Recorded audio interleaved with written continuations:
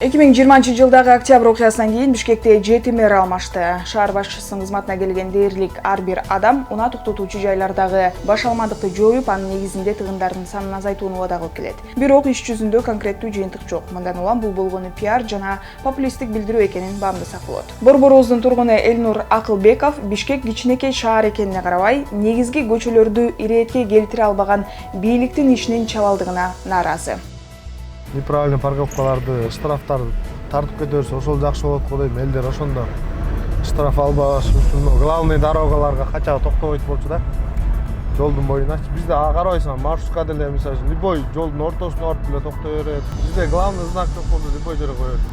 Азыр могу жерден карасаң, 3 полоса кетип атат. Мисалы азыр мектептен бир эле полоса менен өтөсүң. Бүт эле удобно кылганда бир эле полоса менен өтөсүң да могу жерденчи.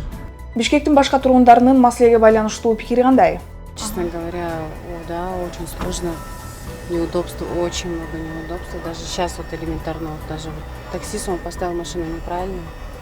Он другим не дает выехать, и другие тоже, видите, выезжать, ездить, даже ходить людям иногда неудобно. Парковка жетпейт го деп элге. Ошон үчүн ушундай турабыз. Бул жакта место жок. Азыр машинадан түшүп кете албайсың да. Парковка мисалы олар турат да, мен деле турам, парковкага атпайсың эч жака. Парковка жок. Көйлө турат, нагылт этеле, нотеле мисалы. Постоянно эле забитый орун жок. 20 сомдон төлөйсүң, анан билбейсиң. Чийип кетсе жок болуп кетет. Ошол.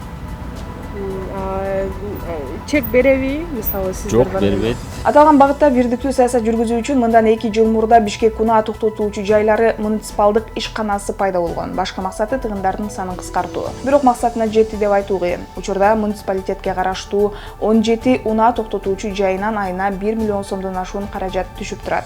Мекемеде иштеген кызматкерлердин саны баарын дыкат көзөмөлдөөгө жетишсиз. Ошондой эле алар жеке жайлардын баасына жана ишмердүүлүгүнө кийлигише алышпайт. Частный парковкалар боюнча билсеңиздер керек, могу Аламедин базарынын тегерегинде мындай стихийно деп коебуз биз алардычы 30 сом алып, бирөөсү 40 сомго атат. Талондорду өздөрү эле чыгарып алышып эле 30 сом тарифте калат. Дордой барсаңыздар негизи 50 сом жок дегендечи. Алар боюнча кызыл китептери бар болгон үчүн жеке жакка биз кирише албайбыз жумушуначы. Бирок антимонополный служба менен негизи алар эметип алыш керек. Алыш керек да баасынчы.